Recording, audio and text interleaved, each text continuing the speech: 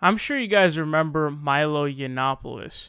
Now, he was somebody who got really, really well known.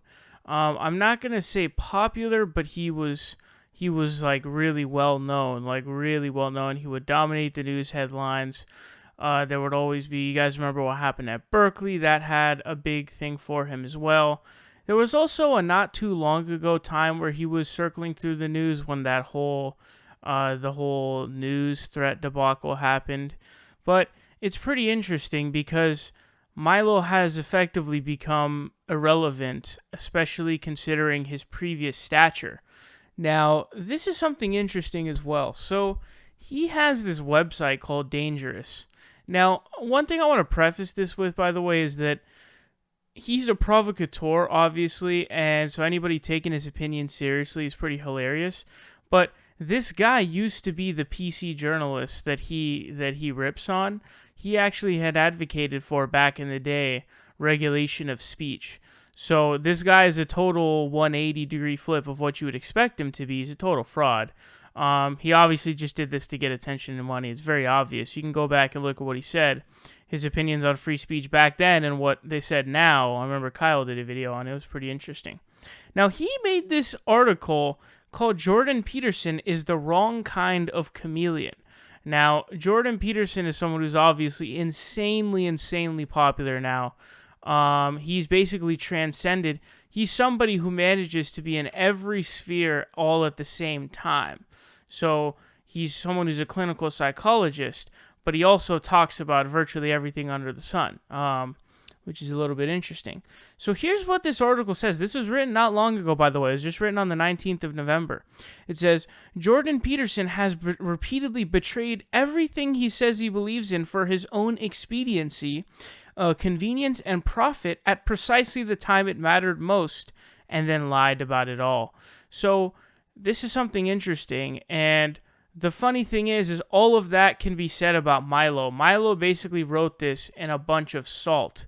He was extremely salty because, Jordan Peterson, totally outshined him. He wishes he had the attention of the level of attention that Jordan Peterson has. And then B, the reason why he's so salty is because basically Jordan Peterson flipped his position. I should put quotation marks with flipped because you'll see what I mean in a second. But it goes on to say, I'm a smart person, really smart actually, and very expensively educated. But half the time I just can't understand a bloody word Jordan Peterson says. And I've been thinking recently about why that could be. Ordinarily, I can listen to someone prattling on and quickly get to the heart of what they're trying to express. That's one of the skills you pick up as a journalist. You learn to quickly identify the core of the problem, the essence of what's being said. You learn to filter out the noise and to identify BSers. But with Jordan Peterson, once I've filtered out the noise, I don't find a lot left to work with. And there's another problem. He lies. So some of the critiques that Milo makes there are true of Jordan Peterson. Jordan Peterson does a few different things. He uses a lot of just words to make it sound like it's something intelligent when either it's something very, very trivial or it's something that is just, he's trying to cover up. He also does the classic, plausible deniability tactic. This is essentially the being of Jordan Peterson, which is you can't pigeonhole him into anything he says because he's super shifty and shady and everything like that. And so even when he says things like, this old Chinese sculpture of two snakes is somehow, it was DNA, it was the double helix, they knew about the double helix of DNA. And someone asked him about it, he's like, he got really, he's like, I said, that was just my thought. And it's like, what? Anyways, what I want you guys to do really quickly is check out the video of Jordan Peterson's thoughts on Milo. He's a classic example. He's an amazing person. I mean, he's a contradiction. He's a walking contradiction. You can't pin that guy down, right? Like, what is he? Half Jewish, half English, gay, Catholic. Provocateur Catholic who loves black guys and who appeals to American Republicans. It's like, what are you going to say about somebody like that? It's like he's a trickster figure, archetypally speaking, and he's a provocateur and a comedian. And the funny thing about comedians, they're like jesters in the king's court. The jester was the only person who could tell the truth because he was beneath contempt. And that's the role that comedians and provocateurs play.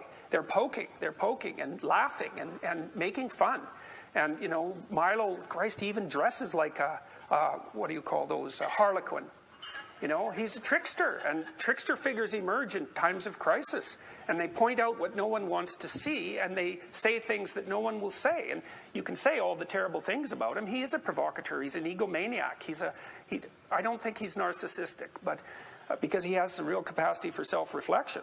But and he's brave as can be. I mean, and he's unstoppable on his feet. He just amazes me. I've never seen anyone ever, I don't think, and I've met some pretty damn smart people, I've never seen anyone who can take on an onslaught of criticism and reverse it like he can. It's bloody amazing.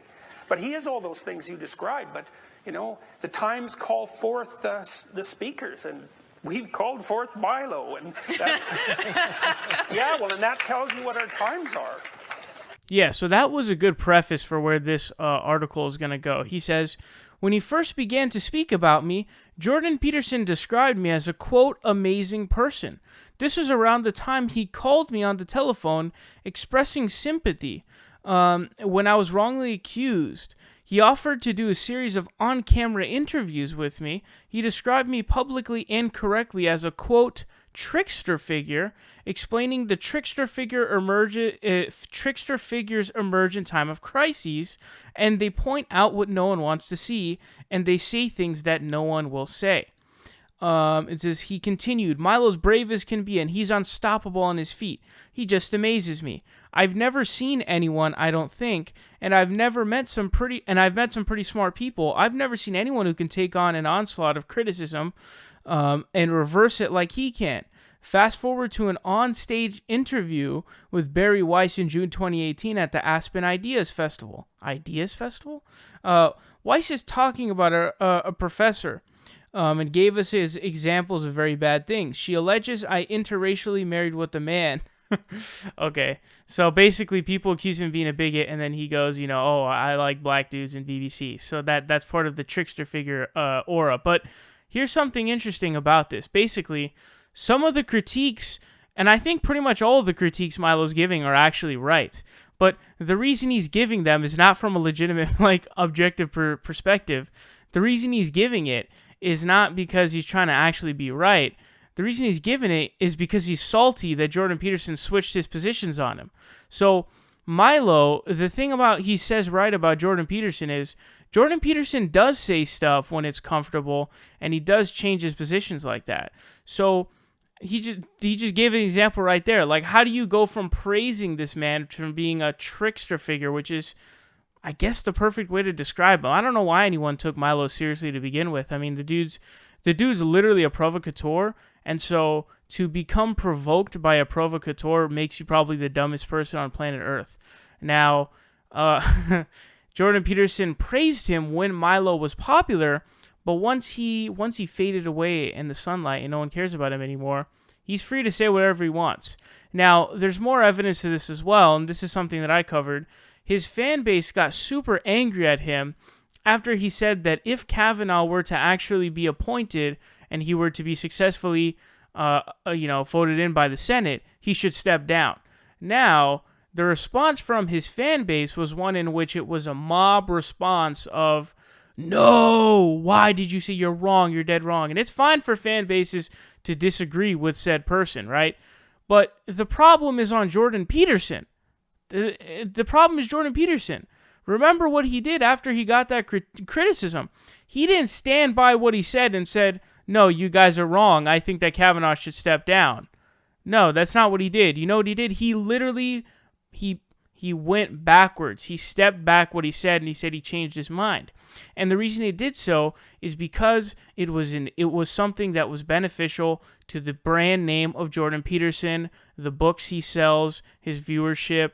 He cares about his image, and he does things specifically to boost that image. And so Milo's actually right about that because, I mean, he gave the example of himself, which makes sense because how do you praise someone when he's popular and then when he's down, you just kind of like crap on him? And then the Brett Kavanaugh example was the biggest telling one. And it made Jordan Peterson the biggest hypocrite on the entire planet, which he already was because of the whole free speech debacle where he's trying to get people sued for libel over saying that Jordan Peterson says cruel things. Like, anyway, let me not digress there. But he has made a career on stating that I don't allow mob rule to dictate what I say. Well, what did you do, Jordan? What did you do? You succumbed to mob rule. That's exactly what you did. That's precisely what you did. You succumbed to mob rule. Everyone, a mob of your fans, all of them pretty much, got really angry at you. They said, I don't agree with you. You got ratioed to oblivion. I don't know if it was oblivion, but it was a ratio.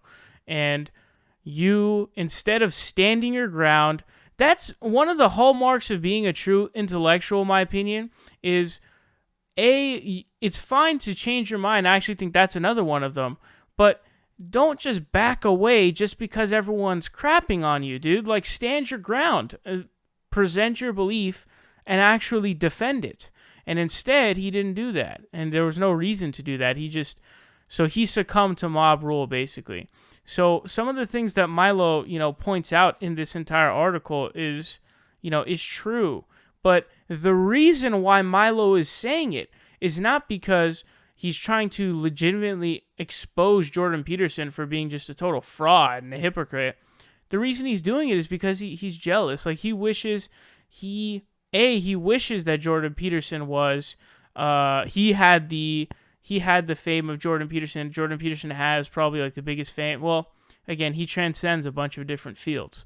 And B, he's pissed off and salty that Jordan Peterson switched his opinion, because when someone that popular switches their opinion on you, you're probably going to get kind of salty. Oh, and let me circle back really quickly to him talking about the actual substance of the things that Jordan Peterson says.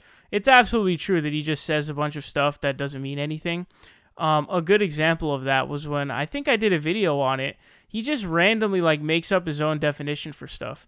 Like, he said, God is the mode of thinking that best fits you or something like that.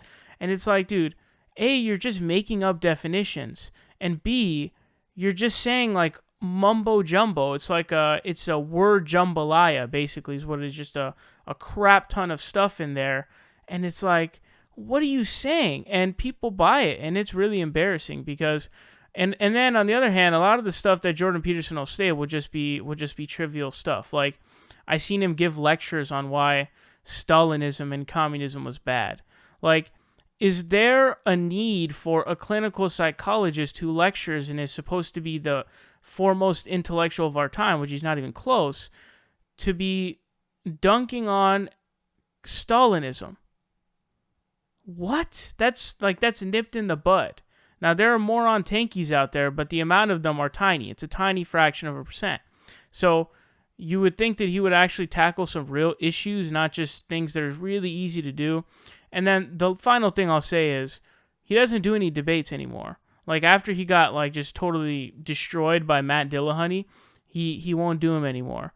I think he canceled a debate with someone. I forgot who it was. But he can't debate, and it's because he doesn't have any substance.